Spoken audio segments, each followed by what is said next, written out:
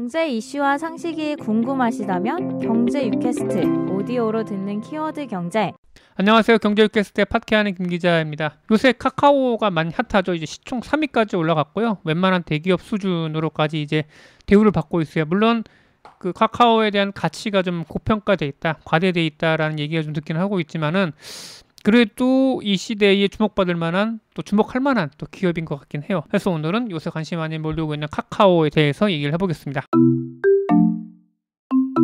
카카오의 시작은 잘 알려져 있다시피 카카오톡이고요. 지금도 카카오의 대표적인 서비스는 카카오톡입니다. 8.15 해방 이래 식품, 예를 들면 라면이나 술 등도 있긴 하지만은 카카오톡만큼 전국민적인 필수적인 독점적인 이 서비스를 자랑하고 있는 제품도 흔치 않을 것 같긴 해요. 카카오라고 하면 또 김범수란 사람도 떠올릴 수가 있어요. 김범수란 사람이 갖고 있는 상징적인 것도 많이 큰데, 그 카카오의 그 가장 인기 있는 캐릭터 중 하나가 라이언이라고 하는데, 이게 라이언이 갈기염 수사자거든요.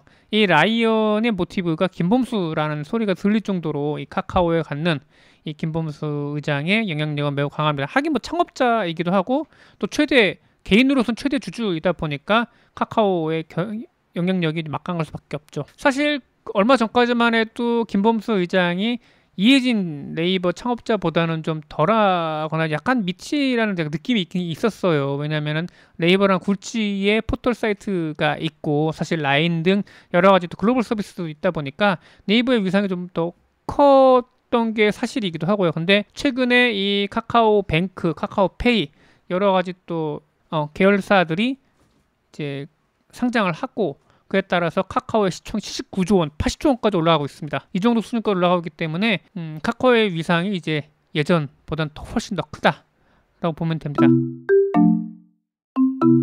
아, 맞다. 그전에는 약간 싸이월드라는 서비스가 있었어요. 물론 이제 인터넷을 사용하는 연령대가 아무래도 2000년대 그때는 좀 제한적이고, 또 20대의 여성들 아니면 20대, 한 10대, 30대 이제 약간 좀 젊은 층이 싸이월드 주로 많이 썼다고 했지만은, 사실 그때 당시에 온라인 미니홈피가 갖는 위력은 사실 카카오톡만 못하더라도 당시에 온라인 서비스의 지배적인 서비스로 있었습니다. 이 싸이월드 같은 경우에는 각자의 집이 있듯이 각자 인터넷 공간에 나의 생각과 나의 음악, 그 다음 나의 생각을 담을 수 있는 하나의 또 나만의 공간으로서 많이 환영을 받았고, 디지털 카메라 열풍에 따라서 많은 또 우리의 또 추억이 또 담겨 있기도 합니다. 이 싸이월드는 10년간의 그 전성기를 보내고 정말 순식간에 신기루처럼 빠르게 가라앉았습니다.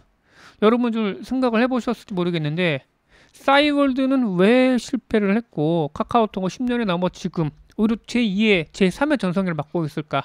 오늘 그 부분에 대해서 얘기를 해볼게요. 물론 시대의 그 시대와 운은 정말 많이 따르긴 합니다. 특히 기업의 명운에 있어가지고 시대와 운 정말 많이 중요하긴 하죠. 그리고 또 하나, 그때 당시에 최적의 합리적인 선택이라고 하더라도 시간이 지나면서 그 선택의 결과에 따라서 여러 가지 의미가 퇴색되는 경우도 많이 있기는 해요. 제가 봤을 때, 제 개인적으로 봤을 때는 싸이월드와 카카오톡의 결정적인 차이는 뭐냐, 바로 창업자가 이게 끝까지 버텨주고, 그리고 일관성 있는 서비스를 밑에 경영자들이 할 수 있도록 지원해 줬는가, 이 부분에서 큰 차이가 있었던 것 같긴 해요. 우선 싸이월드는 2003년 SK 커뮤니케이션즈의 인수가 됩니다. 당시에 이제 SK텔레콤이 이후에 좀 지분 구조가 좀 바뀌긴 하는데, SK텔레콤의 손자회사가 이제 SK컴즈긴 했거든요. 그래서 SK컴즈의 서비스 중 하나로 이제 싸이월드가 인수가 돼서 들어가는 거죠. 당시 SK컴즈는 뭘 했냐면은 이제 네이트라고 해서 네이버와 뭐 다음에 버금가는 이제 포털 사이트를 만들겠다라고 해서 이게 야심차게 시작했던 서비스, 이게 포털 서비스 네이트였거든요. 그렇기 때문에 네이트의 트래픽이 당장 필요했던 이 SK컴즈 입장에서 봤을 때는 싸이월드가 절대적으로 많이 필요했고요. 그리고 싸이월드 입장에서 봤을 때도 사실 2000년대 초만 해도 온라인 사업자들의 마땅한 수입원이 없었어요. 지금이야 모바일이 발달돼 있고 그에 따라서 여러 가지 이제 생활 밀착형 서비스가 나올 수 있긴 하겠지만은, 당시 온라인 같은 경우에는 초창기였기 때문에 사실 배너 광고 이외에는 특별한 돈 벌 수단이 마땅치가 않았어요. 그 한때 잘 나갔던 프리첼이 결국 각 커뮤니티당 뭐 3,000원씩 월 3,000원씩 받으면서 이제 사업을 하려고 했던 이유도 뭐냐면은, 초기에 이제 그 인터넷 업체들이 벌 돈, 수단이 마땅치 않았다는 부분도 매우 큽니다. 서버 운영비, 뭐 인건비 등 이런 비용은 천정부지로 올라가는데 마땅하게 벌리는 게 없다 보니까 당시 닷컴 기업들은 고민이 많았어요. 게다가 이제 2000년, 2001년, 2002년 이때는 어떤 시점이냐? 90년대 후반에 벤처 기업들이 이제 그 닷컴 버블이라고 하죠. 천정부지로 올랐던 기업 가치가 확 떨어지면서 이제 그 주식시장, 자본시장에 있어서는 약간 좀 불황기, 그러니까 겨울 좀 추운 계절을 보내고 있었거든요. 그렇기 때문에 벤처기업 입장에 봤을 땐 자금 조달하기가 불과 2, 3년 사이에 상당히 어려워진 부분도 있긴 합니다. 그래서 이 싸이월드 측은 부득이하게 이런 서비스를 유지를 하면서 키우기 위해서 대기업 밑으로 들어가는 선택하게 됩니다. 사실 이 대기업의 기업을 파는 거는 스타트업의 엑시트, 그러니까 돈을 벌고 나가는 방법 중에 하나가 될 수 있어요. 아주 흔한 방법이긴 하죠. 실제로 구글이나 뭐 네이버나 뭐 카카오 같은 이런 IT 기업들 같은 경우에도 보면은 웬만한 똘똘한 스타트업을 인수를 해서 잘 키워보기도 하고 또 망하게 만들기도 하긴 합니다. 2000년대 초중반 싸이월드의 SK컴즈에 따른 PE 인수는 아주 성공적인 그 인수합병 사례로 거론되기도 했어요. 이게 싸이월드가 보면은 여러분들도 2005년, 뭐 2004년 아니면 그 이전에 써보신 분들은 아시겠지만은 자주 멈춰요. 싸이월드가 뭐 메모장 아니면 일기장 쓰다 보면 자주 멈추긴 하는데, 왜냐하면은 서버가 감당할 만큼의 그 비용을 대지 못하기 때문이었거든요. 근데 이후에 SK컴즈가 인수를 하게 되면서 이제 그런 서비스가 원활하게 됐고, 또 더불어서 이제 대기업답게 여러 가지 수익원을 창출하게 됩니다. 미니홈피 안에 있는 미니룸 같은 경우에도 있죠. 물론 이제 그때 싸이월드 초창기에도 그런 서비스가 있긴 합니다만은 SK컴즈가 맡고 나서는 본격적으로 이제 돈을 벌기 시작을 합니다. 그래서 싸이월드가 한때는 매월 1,000억 원 정도의 이런 수익을 올렸다고도 해요. 근데 문제는 싸이월드를 인수한 SK컴즈가 당시 자신들이 그 운영을 했던 포털 사이트 네이트에 그 무리하게 트래픽을 몰아넣으려 했던 경향이 컸다는 점이에요. 저도 좀 쓰다 황당했던 점이 뭐냐면, 아니 내가 로그인했는데 네이트로 로그인이 되는 거예요. 이게 참 사람이 참 황당할 수 있었는데, 이게 그러니까 물론 대기업 입장에서 봤을 때는 이 싸이월드라는 좋은 서비스를 갖고 자신들의 서비스를 더 확충해 키우고 수익을 벌기 위한 하나의 방편이었던 거죠. 대기업 계열사로서 시너지를 올려주는, 다른 사업 분야의 시너지를 올려주는 그런 역할을 했던 거죠. 이런 구조는 싸이월드가 독자적으로 서비스를 개발하거나 아니면 성장하는 데 있어서 상당한 애로점으로 발생하게 됩니다. 물론 싸이월드가 초기에 안정적인 그런 매출원을 확보하게 되고 성장하는 데 있어서 SK컴즈의 역할이 정말 주요했다고 볼 수 있겠습니다만, 이후에 모바일로의 전환이나 아니면 다른 새로운 사업을 하는 데 있어가지고 SK텔레콤이나 아니면 이쪽 모회사 쪽에 그 눈치를 볼 수밖에 없는 상황이 되었던 거죠. 대표적인 게 SK컴즈가 또 개발해서 성공적했던 게 네이트온이라는 서비스가 있었어요. 네이트온 같은 경우에는 당시에 이제 모바일 서비스도 나와 있었긴 하거든요. 저도 기억을 하는데, 옛날에 뭐 김연아폰 이런 폰 있잖아요. 아이폰 비슷하게 생긴 폰이었는데 약간 아류긴 하죠. 그런 폰인데 그걸로 막 네이트온을 하는 거예요. 이게 문자 대신 이렇게 주고받고 세팅을 하는 거긴 한데, 저는 그때 당시에 아니 왜 컴퓨터 놔두고 왜 핸드폰을 통해서 채팅을 하지? 그런 생각을 했었거든요. 이미 카카오톡 이전에 이미 네이트온이라는 또 모바일 서비스 나왔음에도 불구하고 그들이 왜 키우지 못했는가? 바로 SK텔레콤이 갖고 있는 문자 서비스의 매출이 떨어질까봐 SK텔레콤이 사실상 못하게 막았다라는 게 이 업계의 중론이기도 합니다. 여러 그 SK컴즈 출신들의 분들한테 여러 듣기도 했어요. 이런 말은요. 2005년도쯤에 저는 싸이월드 그때 근무하시는 분을 알고 있었는데, 그때 이런 제안도 해봤어요. 한번 싸이폰 좀 만들어 주세요. 왜냐하면은 당시만 해도 이제 인터넷 사이트를 확인하려고 그러면은 인터넷 온라인으로 접속을 해서 봐야 되거든요. 근데 만약에 뭐 여행을 간다거나 아니면은 뭐 시골에 인터넷이 안 되는 시골에 가 있거나 하면은 이틀 3일 동안 싸이월드를 확인을 못 하는 거예요. 근데 만약에 그때 핸드폰으로 어떤 뭐 방명록이나 이런 거를 좀 볼 수 있으면 얼마나 좋을까, 그런 생각을 했었거든요. 만약에 2005년도에 싸이월드 전용폰, 뭐 싸이폰이 나왔다고 하면은 아이폰 이전에 정말 혁신적인 폰이 되지 않았을까, 그런 생각도 해봅니다.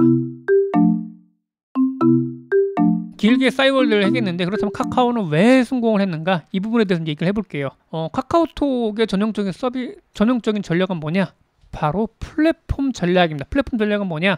이게 초반에 출혈적인 뭐 투자와 그 다음에 막대한 투자를 통해서 사용자를 유입을 시킵니다. 그래서 트래픽 확보 전략을 수년에 걸쳐 하는 거죠.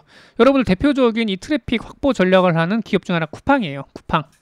쿠팡이 지금도 막대하게 몇천억씩 적자를 보고 있잖아요. 그 이유는 뭐냐면은 바로 이제 쿠팡이 하나의 생활 습관, 생활 플랫폼으로 만들어서 쿠팡 없이 못 살게 만들려고 하는 그런 전략이 분명히 있는 거죠. 카카오톡도 바로 그런 전략에 따라서 거의 4년, 5년은 몇백억씩 이렇게 적자를 보면서 이제 사업을 진행합니다. 사실 그래서 저희도 예전에 카카오 쪽 사람 만나면은 이랬어요. 야, 밥은 우리가 살게. 니들은 돈이나 벌어. 그랬거든요. 놀리듯이. 근데 그 싸이월드와 달리 카카오가 이렇게 버틸 수 있었던 환경은 2010년대 이후에 우리나라 투자 환경도 많이 바뀐 것도 있어요. 어떤 거냐? 뭐 예를 들면 실리콘밸리의 여러 가지 투자 사례가 우리나라 투자자들한테도 학습이 된 거죠. 그러니까 장기간 투자를 하면서 그 기업을 키우고, 그러니까 돈을 빌려주는 게 아니라 지분을 투자를 하는 거예요. 그 기업을 키우면서 같이 상장을 한다거나, 뭐 예를 들면 구글이나 페이스북 사례처럼요. 초기에 투자를 하고 그 기업에 이제 성장을 시킨 다음에 상장할 때쯤에 차익을 보는 이런 걸 통해서 많은 또 실리콘밸리 이런 사례를 봤기 때문에 우리나라에서도 이런 좀 싹수가 있어 보이는 스타트업에 투자를 많이 하게 됩니다. 그리고 2014년 10월에 카카오는 다음과 합병을 해요. 형식상 보면 다음이 카카오를 흡수 합병하는 것처럼 보이는데 실제로는 카카오가 다음을 합병한 거였죠. 인수한 거였죠. 왜 그러냐 보면은 카카오의 대주주였던 김범수 의장이 다음 카카오의 최대 주주로 자리매김을 했으니까요. 이게 어떻게 보면은 자본시장과 주식시장이 우회 상장한 거라고 볼 수 있어요.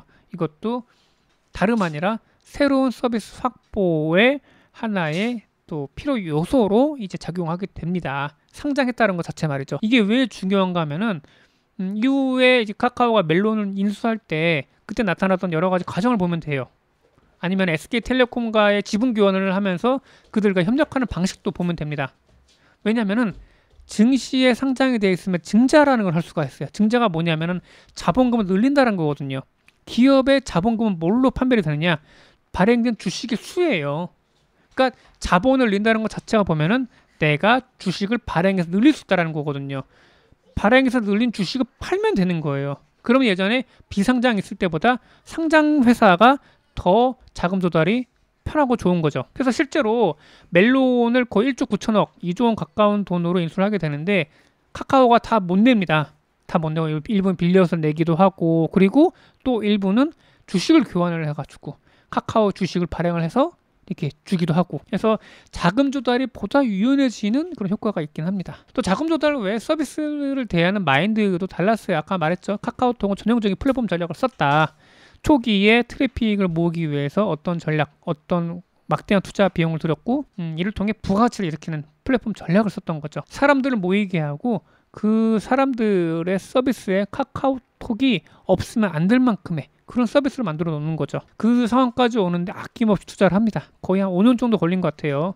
그래서 이른바 플랫폼 전략이고, 기존 대기업들 주판을 두드려야 되는, 그리고 이제 매 분기마다 매년마다 주주들한테 이런 뭐 우리 이만큼 돈을 벌었어요라고 보고를 해야 되는 대기업 입장에 봤을 땐 도저히 쓸 수 없는 전략이 바로 이런 플랫폼 전략이 되는 거죠.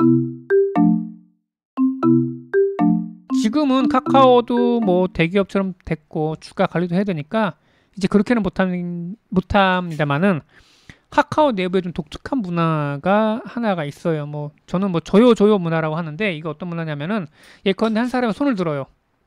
저 이 서비스 한번, 이 프로젝트 한번 해보고 싶어요 라고 제안을 합니다. 그렇게 되면 이제 경영진이 그거를 보고 이제 면밀하게 검토를 하겠죠. 그리고 사업성이 있고 밀어줄 필요가 있다. 그리고 카카오톡이나 아니면 카카오의 이런 부가적인 서비스 있어서 도움이 되겠다 싶으면은 그 프로젝트를 승인을 해줍니다. 그렇게 되면은 그 프로젝트를 제안했던 사람은 일종의 소사장이 돼서 리크루트를 다녀요. 카카오 내부에 이제 자기와 함께할 팀원을 자기 스스로가 모으는 거죠. 근데 만약에 이제 그 프로젝트를 보고 다른 부서의 팀원이 보고 저 이 부서에 가서 이 일을 하고 싶습니다 라고 손을 들게 되면은 그 부서장은 조건 없이 보내줘야 됩니다. 그러니까 카카오 내부에 새로운 벤처 기업이 자생적으로 생기게 할 수 있는 그런 구조가 되는 거죠. 그렇게 해서 생긴 예가 대표적인 카카오뱅크가 돼요. 이건 약간 사담이긴 합니다만은 카카오뱅크가 현재 뭐 윤호영 단독 대표 같은 경우에는 요분은 다음 출신이에요. 다음 출신이고 다음 카카오 합병 이후에 약간 이제 카카오 점령군 같았고 다음이 좀 약간 그렇다고 쳤을 때 사실 그 다음에서 윤호영 대표 같은 경우는 보험 쪽 업무를 했던 분이거든요. 금융은 어느 정도 있기는 하죠. 근데 당시에 이분이 봤던 게 금융위가 인터넷 전문은행에 대한 인가를 내줄 거를 이제 알았고 우리 한번 도전해 봅시다 라고 해서 한번 인터넷 뱅크에 대한 아이디어를 냈고 그에다가 추진하게 됩니다. 사실 내부 반대가 정말 많았어요. 왜 우리가 모바일 메신저 기업인데 왜 우리가 금융을 해야 되는 거냐, 왜 은행을 해야 되는 거냐 반대 목소리가 많았는데 일단은 초기 멤버 5명을 세팅을 하고 시작을 하게 됩니다. 그리고 이제 인가를 받고 그리고 이제 본격적으로 시작을 하게 되는 거죠. 사실 이렇게 시작한 10개 프로젝트 중에 9개 대부분은 망하긴 해요. 망하긴 하는데 그래도 그 중에 하나 성공을 해서 서비스가 성공을 하고 자회사로 이제 분사하게 된다고 하면은 또 하나 이제 새로운 카카오 패밀리가 되는 게 되는 거죠. 그리고 그냥 내보내는 게 아니에요. 이 분사된 서비스된 자회사를 내보내는 데 있어가지고 투자를 유치를 해줍니다. 대표적인 예 카카오페이거든요. 카카오페이 같은 경우에는 알리페이라고 하는 안트파이낸셜로부터 이제 2,300억 정도의 투자금을 유치를 해서 안겨주고 이제 서비스 시작하게 됐죠. 종잣돈이 되는 거죠. 이게 참 재미난 게 보면은 물론 100% 지분 중에서 거의 한 30%, 40% 정도의 지분을 내어줘야 하긴 하지만은 근데 지분이란 건 무형의 자산이 되는 거잖아요. 이 무형의 자산인데 이거를 보고 누가 투자를 해오는 거죠. 그냥 공으로 돈이 생기는 거랑 마찬가지긴 해요. 만약에 카카오페이가 망했다고 하면은 그 돈은 갚하지 않아도 되는 돈이거든요. 왜냐하면 주식회사의 지분 형태로 들어왔기 때문에 그렇게 되는 거죠. 어떻게 보면 무에서 유를 창출하는 또 무에서 새로운 투자를 창출하는 면에 있어가지고 카카오가 굉장히 잘했다라고 볼 수 있을 것 같긴 해요. 근데 이런 방식은 다 실리콘밸리에서 이미 나왔던 사례이고요. 만약에 싸이월드가 현재와 같은 투자 환경에서 사업을 했다고 했었으면 아마 쉽사리 또 SK컴즈에 또 기업을 넘기진 않았을 거라고 생각을 하게 됩니다. 그래서 모바일이 대전환의 시기에 서비스 기회를 잘 잡았고 게다가 투자 환경도 괜찮았고 게다가 이 모바일이란 이 플랫폼 자체에 대한 것에 새롭게 이제 사업자들이 들어와야 되는데 네이버나 아니면은 뭐 기존에 했던 다음이나 아니 그전에 했던 다음 SK나 아니 KT나 사실 모바일은 어떻게 풀어나갈지 몰랐었거든요. 그러니까 무주공산에 있던 시장에 카카오가 먼저 진입을 해서 거기 안에 플랫폼을 쌓아놓고 생활 플랫폼으로 해서 독점적인 플랫폼 서비스 만들었던 거죠. 그게 바로 이제 계속 부가적으로 여러 가지 서비스가 나오게 되는 겁니다. 카카오 모빌리티, 카카오뱅크, 카카오페이 여러 가지 이게 되는 거죠.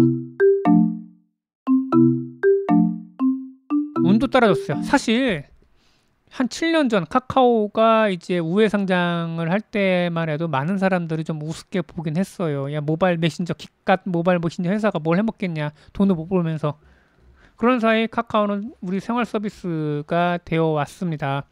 뭐 교통 결제, 금융 커뮤니케이션 등 모바일에 구현된 거의 모든 서비스에 카카오가 들어와 있어요. 근데 또 카카오가 다 성공한 것도 아니에요. 뭐 카카오 주문하기나 아니면 카카오 헤어샵 아니면 과거에 있었던 여러 가지 서비스들 또 특히 또 있죠. 커뮤니티, 페이스북 닮은 커뮤니티 서비스 같은 경우에도 별로 이렇게 좀 성과가 좋게 나타나진 않았죠. 근데 거의 모든 서비스가 보면은 그러니까 성공한 기업들의 내놓은 서비스 전부 다 성공하는 분명히 아닙니다. 아니긴 한데 그래서 끊임없이 시도를 하게 되면서 안 되는 사업은 빨리 접고 되는 사업은 키우고 이런 게 싸우는 방법 중에 하나가 되는 거죠. 그러면서 사람들을 모아서 플랫폼을 만들고 생활 습관 플랫폼으로 들어가게 되는 거죠. 2014년 10월에 그 다음 카카오가 합병됐을 때 사람들은 카카오가 과대평가됐다고 봤습니다. 당시 합병 비율은 뭐 다음의 주식가치 1로 봤을 때 카카오의 주식가치 1.55로 평가했어요. 오, 나름 그래도 15년, 16년 가까이 1997년 한매일까지 하면은 거의 20년 가까운 인터넷 사업을 해온 이 서비스 기업 다음인데 이 다음이 거기 마이비랩까지 포함하면은 뭐 한 7년 된 이 스타트업 같은 회사한테 먹혔다는 것 자체가 어떻게 보면은 커다란 또 하나의 쇼크이긴 했습니다. 올해 카카오가 5대1 정도 액면 분할을 했다는 걸 고려해 봤을 때 이때 합병 가액은 지금의 기준에 한 22,000원 정도 돼요. 지금 카카오 가격이 거의 한 14만원, 15만원 좀 넘어가고 있으니까 7년 사이에 7배 정도 뛴 거죠. 예. 여러분 만약에 이때 22,000원 카카오 사시겠어요? 그 회사가 코스피 시장 3위 회사가 됐어요. 시가총 70조 원입니다. 예, 아까 제가 80조 원이라고 잘못 말씀드렸는데 70조 원입니다. 주식 가격만 15만 7,500원이고요. 조만간 상장하는 카카오뱅크의 시총이 18조 원, 20조 원이에요. 만약에 좀 주가가 오른다 싶으면 25조 원, 30조 원까지 갈 수 있어요. 그렇게 되면은 국내 금융의 대장주로 할 수 있는 KB금융도 앞서게 되는 거예요. KB금융이 25조 원 정도 되고요. 그다음에 뭐 2위 정도 되는 신한금융이 23조 원 정도 돼요. 이게 카카오뱅크가 서비스 시작을 2017년에 서비스 시작했는데 불과 6년, 7년 만에 금융 대장주보다 높은 기업 가치를 인정받게 되는 거죠. 또 조만간 상장하는 뭐 카카오페이도 한 10조 원, 12조 원 정도의 기업 가치 인정받고 있어요. 둘이 합하면 30조 원 정도 되긴 하네요. 예. 이것을 보면서 이제 사람들이 생각이 바뀌게 되는 거예요. 이렇게 코웃음 쳤던 카카오가 불과 7년 사이에 이렇게 서비스를 불려가면서 성공적 자회사를 상장해 가는 걸 보면서 이 기업에 대해서 이제 뭔가 학습 효과가 되는 거죠. 그래서 과대평가가 됐다라는 게 어떻게 보면 과거의 생각이 잘못된 게 아닐까라는 생각도 하게 되는 거였고요. 그렇기 때문에 현재도 카카오의 주가가 말도 안 되게 제가 봤을 때는 좀 그렇긴 한데 많이 올라가 있는 것도 사실이긴 하고요. 카카오가 걸어온 길을 보면은 이게 불확실성에 또 많이 배팅을 했다라는 것도 많이 볼 수 있을 것 같긴 해요. 사실 한 1년에 몇백억씩 적자를 봐가면서 서비스를 유지를 하고 주주들을 또 설득을 하고 새로운 투자를 유치한다는 것 자체가 보면은 완전히 이게 쉬운 게 아니잖아요. 이게 보통 사람 멘탈로는 쉽지 않을 것 같아요. 예, 이런 불확실성에 많이 배팅해 왔는데 사실 이런 불확실성에 대한 배팅도 카카오톡이 국내 서비스 중에서 성공적인 플랫폼 서비스로 자리 잡았다는데 있습니다. 그러니까 실패하면 다 망하는 무조건적인 배팅은 아니었다라는 거예요. 그들도 레퍼런스 갖고 있었고 그 레퍼런스의 대표적인 것 하나가 카카오톡이었고요. 그렇기 때문에 여러분도 봤을 때 뭔가 새로운 시도를 함에 있어서 봤을 때 무조건적인 뭐 0 아니면 100 이런 한탕의 그런 배팅도 뭐 있을 수 있긴 하겠지만은 어느 정도의 본인만의 레퍼런스나 아니면 실패했을 때의 다른 자구책, 다른 플랫폼 안전망을 갖고 도전하는 게 중요하다 이렇게 볼 수 있을 것 같아요. 또 김범수라는 창업주가 이게 계속해서 기업을 팔지를 않고 계속 일관성 있게 서비스할 수 있도록 뒤에서 뭐 영향력을 발휘해줬던 것도 하나의 큰 덕이라고 보고 있어요. 그 부분에 있어서 사람들은 더 높게 평가하고 있긴 합니다. 보통의 사람이라면 돈을 어느 정도 만지고 또 엑시트 했을 수 있을 것 같긴 한데 근데 여전히 카카오의 가치가 높다라는 평가가 나오고 있긴 합니다. 카카오는 어느 정도로 성장을 할까요? 일단 생활 필수 플랫폼이 됐다는 점에서 카카오톡 없는 스마트폰은 상상하기 어려워졌긴 해요. 이것을 놓고 봤을 때 국내에서는 안정적인 사업 매출을 계속 꾸준히 낼 수 있을 거라고 기대할 수 있을 것 같긴 합니다. 그러나 기업은 계속 우상향을 해야 돼요. 기업의 숙명입니다. 이건요. 그래서 지금보다 더 많은 성장치를 보여주지 않는다면 기업으로 존립 가치를 갖기가 쉽지 않고요. 그리고 지금 고평가된 그 카카오의 주식 가치는 떨어질 수밖에 없기는 해요. 카카오가 분명히 갖고 있는 한계점 중 하나는 국내에 머물러 있다. 이 국내 서비스라는 한계점이거든요. 이거를 극복할 수 있는 뭔가 이제 계기가 좀 마련이 돼야 될 것 같아요. 주제 넘을 수 있는 부분이긴 하겠지만은 제가 얘기를 한번 해보겠습니다. 카카오는 아마 소프트웨어적으로 좀 더 고도화된 그 주제에 접근할 것 같아요. 지금도 이제 블록체인 투자하고 있고 AI도 적극 투자를 하고 있죠. 그리고 저는 카카오와 더불어서 약간 OS적인 측면에도 좀 투자를 하지 않을까 싶습니다.